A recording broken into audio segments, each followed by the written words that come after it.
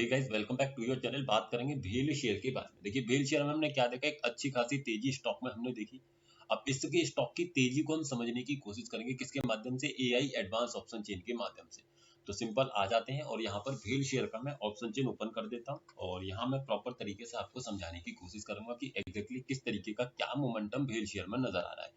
देखिए क्या दिख रहा है, भेल शेयर में इंट्राडे में ये दिखाई दे रहा है कि स्टॉक का जो सपोर्ट बना, सबसे पहले बना वो 285 पर। 285 से सपोर्ट उठ करके चला आया 290 पर। तो सपोर्ट का अपने आप में कैसा प्रेशर हुआ, बुलिश प्रेशर हुआ। ठीक है, नंबर 2। सेकेंडली मेरा रेजिस्टेंस कहाँ पर है, देखिए रेजिस्टेंस मेरा बना हुआ है कहाँ पर, 300 की स्ट्राइक प्राइस पर अपने आप में स्ट्रॉन्ग दिखाई दे रहा है। रेजिस्टेंस स्ट्रॉन्ग है, सपोर्ट अपने आप में बुलिश प्रेशर किया इंट्राडे में। तो ऐसे केस में मेरे पास बाइंग के प्लेसेस क्या रहेंगे। सबसे पहले जब तक सपोर्ट मेरा यहाँ बना रहेगा तब तक सेफ ट्रेड मेरा रहेगा 282 से। लेकिन जैसे ही ये मेरा शिफ्ट हो जाएगा फिर मेरे पास एक रिस्की ट्रेड आ जाएगा 287 से। मतलब जब तक ये बुलिश प्रेशर यहाँ आ रहा है तब तक ये रिस्की रहेगा। जैसे यहाँ पर सपोर्ट मेरा उठ करके चलाएगा तो यही प्लेस मेरे लिए सेफेस्ट प्लेस हो जाएगा। इस बात को ध्यान में रखिएगा।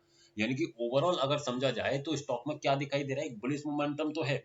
इस बुलिश मोमेंटम में क्या है, इस बुलिश मोमेंटम में सिंपल सी बात है कि रिस्की लेवल है 288 के आसपास का, सेफ लेवल है 283 के आसपास का। अगर ये वैल्यूज मुझे मिलेंगी तो स्टॉक्स में मैं ट्रेड इनिशिएट कर सकता हूँ। तो मैंने सबसे पहले खींची है 288, यानी कि जो मेरी रिस्की वैल्यू वहां एक लाइन में खींच लेता हूँ 288 पर। तो देखेंगे क्या 288 स्टॉक कभी टच किया है, तो देखेंगे तो कभी भी स्टॉक 288 के लेवल को टच नहीं करता। उससे पहले ही स्टॉक ऊपर चला जाता है। तो ऐसे केस में मैं स्टॉक में बाइंग तो नहीं कर पाऊंगा। कोई स्टॉक लगभग 292 से ही ऊपर चला गया, लेकिन यहाँ से ट्रेड करना मेरे लिए अपने आप में बहुत ही ज्यादा रिस्की हो जाएगा। ऐसे केस में मैं इस लेवल से स्टॉक में ट्रेड नहीं कर सकता। देखिए 292 पर मैं इस लाइन को अगर खींचूं तो वो दिखाई तो दे रहा है कि वो प्रेशर जो है वो 292 पर है, जो स्टॉक को नीचे नहीं आने देगा। देखिए, लेकिन मैं इसको ट्रेड नहीं कर सकता। क्यों नहीं कर सकता, क्योंकि वहां पर अभी तक मुझे कोई ऐसा कॉन्फिडेंट नहीं होगा कि स्टॉक को मैं यहाँ से खरीदी कर लूं, इसलिए नहीं कर सकता।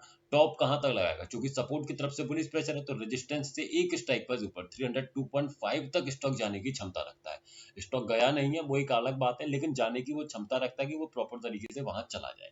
तो ये आपको समझ में आया होगा ना स्टॉक का मोमेंटम। अब देखिए स्टॉक में क्या है, स्टॉक को अगर और अपसाइड में जाना है तो इस रेजिस्टेंस को स्टॉक को कहीं ऊपर उठा करके लाना पड़ेगा। अभी के लिए रेजिस्टेंस में कोई ऐसी परसेंटेज नहीं नजर आ रही है जो स्टॉक को ऊपर की तरफ खींचे।